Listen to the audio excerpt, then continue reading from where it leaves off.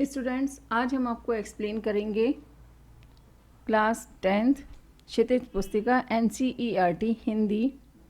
Chapter का नाम है यह दंतुरित मुस्कान और इस कविता के कवि का नाम है नागार्जुन जी। और इस चैप्टर की आज हम आपको क्वेश्चन आंसर्स एक्सप्लेन कर रहे हैं। पहला क्वेश्चन है, बच्चे की दंतुरित मुस्कान का कवि के मन पर क्या प्रभाव पड़ता है। इसका आंसर इस तरह से लिखेंगे। दंतुरित का अर्थ है बच्चे के पहली बार दांत निकलना, और सामने के जो दांत सबसे पहले निकलते हैं उसको इनिशिएट करते हुए कवि ने लिखा है इस कविता को। तो बच्चों की जो दंतुरित मुस्कान बहुत ही मोहक होती है, और बच्चे की दंतुरित मुस्कान का कवि के मन पर अत्यंत गहरा प्रभाव पड़ता है, और इस मुस्कान के प्रभाव से बांस और बबूल जैसे कठोर प्रकृति वाले, कठोर यानी बांस और बबूल में कांटे होते हैं, इसलिए उसको कठोर प्रकृति का माना जाता है। तो कठोर प्रकृति वाले कवि को लगता है कि उसके आसपास शेफालिका के फूल झरने लगे हों, यानी बांस और बबूल जैसे कांटे वाले जो वृक्ष होते हैं, यहाँ पर भी शेफालिका यानी पारिजात जो होता है बहुत ही खूबसूरत फूल होता है, और ये रात को खिलता है और उसके बाद अपने आप झड़ जाता है।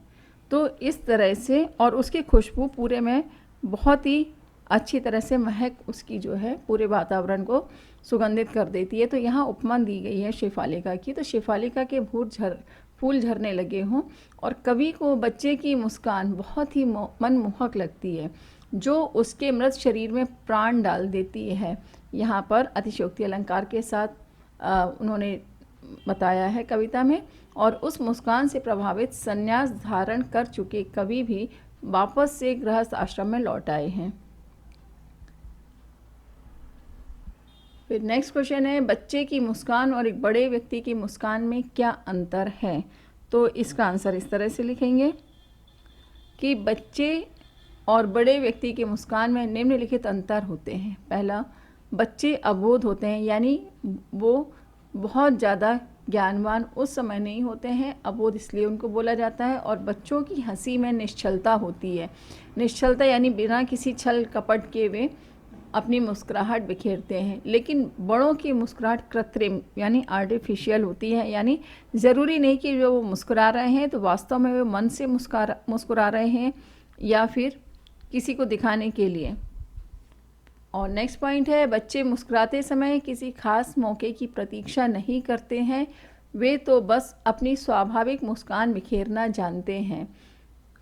और जबकि बड़े व्यक्ति जो है परिपक्व बुद्धि के होते हैं, मैच्योर होते हैं, और मुस्कुराने के लिए उनको खास वजह की आवश्यकता होती है। और बच्चों का मुस्कुराना सभी को प्रभावित करता है, लेकिन बड़ों की मुस्कान में वैसा आकर्षण जरूरी नहीं है। फिर नेक्स्ट क्वेश्चन है, कवि ने बच्चे की मुस्कान के सौंदर्य को किन किन बिंबों के माध्यम से व्यक्त किया है। तो इसका आंसर इस तरह से लिखेंगे, कवि नागार्जुन ने बच्चे की मुस्कान के सौंदर्य को जिन बिंबों के माध्यम से व्यक्त किया है वे निम्नलिखित हैं। फर्स्ट है, बच्चे की मुस्कान से मृतक में भी जान आ जाती है। बहुत ही खूबसूरती से इस बिंब को इन्होंने प्रस्तुत किया है, और इसमें बिंब जो है उसको इस तरह से अलग से इनिशिएट करेंगे, मृतक में भी जान डाल देगा, या डाल देगा जान, कविता में डायरेक्टली लिखा है डाल देगा जान। फिर नेक्स्ट है, कवि ने बालक के मुस्कान की तुलना कमल के पुष्पों से की है, जो तालाब में ना खिलकर कवि की झोपड़ी में खिल रहे हैं।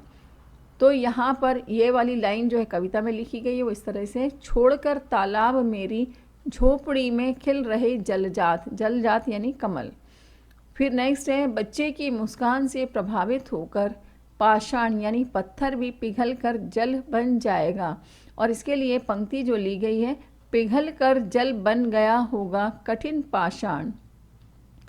नेक्स्ट पॉइंट है, कवि बच्चे की मुस्कान की तुलना शेफालिका के फूल से करते हैं, और उसके लिए जो पंक्ति इन्होंने कविता में लिखी है वो ये है, झरने लग पड़े शेफालिका के फूल। फिर नेक्स्ट पॉइंट है, बच्चा जब तिरछी नज़रों से देखकर मुस्कुराता है तो कवि को लगता है कि वह उसके प्रति जो है स्नेह प्रकट कर रहा है। तो यहाँ पर जो पंक्तियाँ लिखी हैं वो ये हैं, देखते तुम इधर कनकी मार, और होती जब की आँखें चार, तब तुम्हारी दंतुरित मुस्कान।